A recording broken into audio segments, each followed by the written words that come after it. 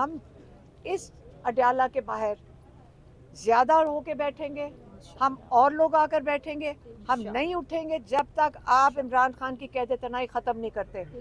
آپ نے جیلوں میں ڈالنا ہے ڈال دیں گے, آپ اور غیر قانونی کام کرنا چاہتے ہیں کر لیں, لیکن اگر ایک جج پاکستان میں جو ہمارا کیس یہ والا عمران خان کی قید تنہائی کا سننے کو تیار ہے, ہم ادھر پہنچ جائیں گے اور وہ ہمارے ہیرو ہوں گے کیونکہ وہ انصاف دینے کو تیار ہیں ہمیں.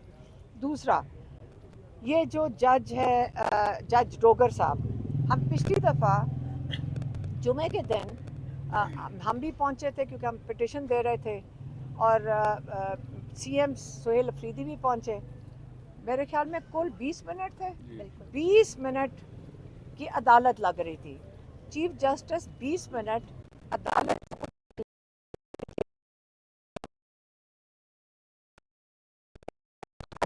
پیش ہو جاتے ہیں. آپ کو یہ بھی پتہ ہے کہ پاکستان کا قانون کہتا ہے کہ کوئی بھی بندہ جا کے قاضی کے آگے یا جج کے آگے اپیل کر سکتا ہے. یہ آپ کا دین بھی کہتا ہے, آپ کا قانون بھی کہتا ہے, لیکن اب یہ حال ہو گیا کہ کورٹ بھی بند ہو جاتے ہیں, کورٹ کو تالے لگا دیے جاتے ہیں, اندر یہ قلعوں کے اندر بند ہو کر بیٹھ گئے ہیں جج. اگر یہ انصاف نہیں دے سک رہے جج ڈوگر صاحب, اگر ان کی کوئی مجبوری ہے, ہم سمجھ سکتے ہیں آج کل لوگوں کے ساتھ بڑا ظلم ہو رہا ہے, ان کے ساتھ بھی کوئی ظلم ہو رہا ہوگا. کیونکہ پیچھے جب نواز شریف کی بیل کا ایشو تھا, یہ جج ڈوگر صاحب نے بڑی جلدی ان کو بیل دے دی تھی, جبکہ دوسرے جج کہہ رہے تھے کہ ان کی بیل نہیں بنتی ہے, ان کو بیل نہیں دینی. یہی جج ڈوگر صاحب نے اتنی خوش اسلوبی سے نواز شریف کو بیل دے دی تھی. تو اب وہی جج ڈوگر صاحب بیٹھ کے یہاں پہ کہہ رہے ہیں کہ عمران خان اور بشرا بی بی کو بیل کی میں ہیئرنگ ہی نہیں کروں گا کیونکہ مجھے بیل دینی پڑے گی. اس لیے ہماری ریکویسٹ ہوگی جج صاحب سے کہ اگر یہ جو بڑا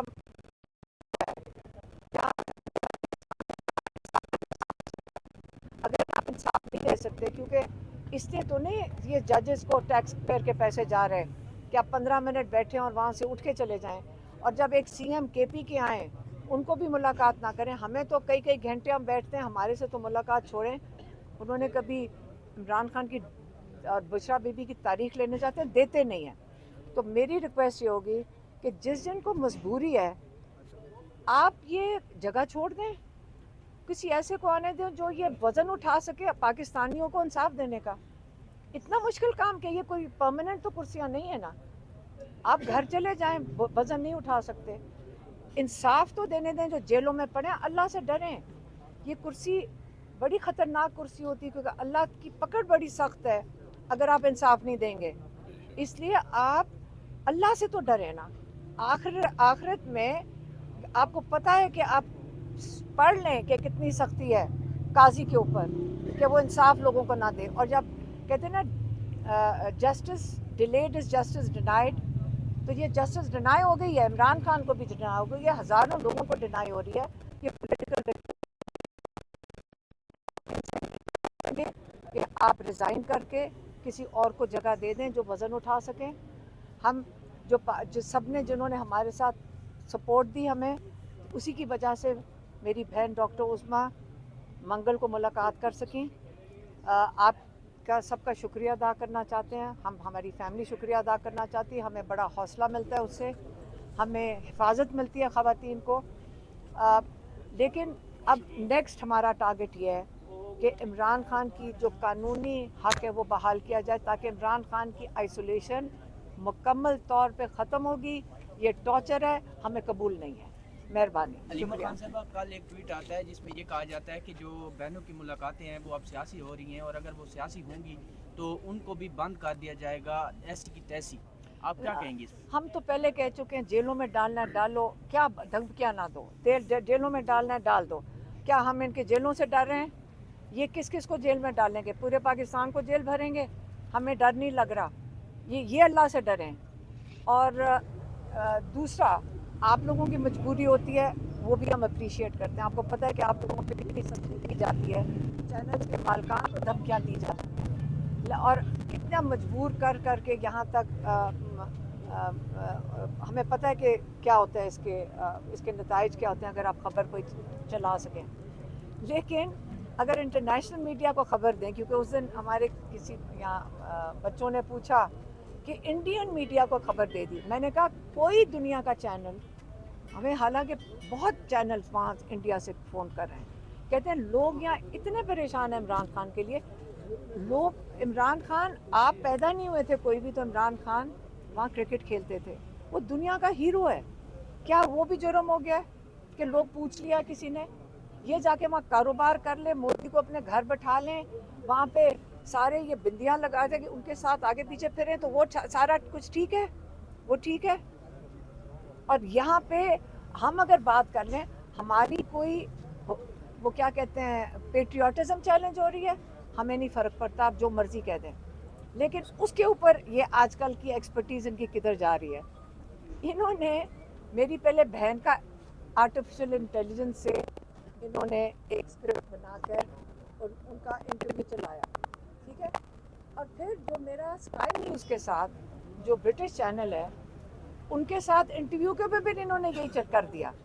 یہ اتنے بے شرم ہیں کہ چلو اپنے آپ کا خیال ہے ہماری وجہ سے آپ کی یہ حب الوطنی چیلنج کر رہے ہیں. آپ ان کو پہلے دیکھیں، ان کی حرکتوں کو، ساری دنیا میں رسوا ہوا ہے. انہوں نے اس کے اوپر ڈسکلوجر کیا ہے کہ یہ ڈیپ فیک کی وجہ سے یہ چلوایا گیا ہے، یہ میرا انٹرویو نہیں تھا. جو انٹرویو دینے والی ہیں ان کو یہ کہنا پڑا ہے. اور اس کے بعد میں ان کو یہ بھی بتانا چاہتی ہوں، اس کے بعد ہمیں مزید اتنی کالز آ رہی ہیں کہ یہ کیا ہو رہا ہے پاکستان میں، یہ تو بہت حدیں پار ہو گئی ہیں. آپ ہمیں بتائیں، ہمیں انٹرویوز دیں. عمران خان کے بارے میں پوری دنیا جاننا چاہتی ہے.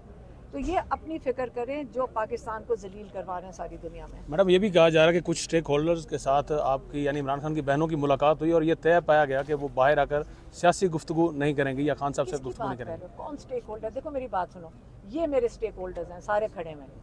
ہم یا یہاں جیل کے باہر کھڑے ہوتے ہیں یا عدالتوں کے باہر کھڑے ہوتے ہیں. ہم یہاں کسی سے ملاقات نہیں کرتے. کون سے اسٹیک ہولڈرز؟ نام تو لے دیا کرو نا، کون اسٹیک ہولڈر ہوتا ہے؟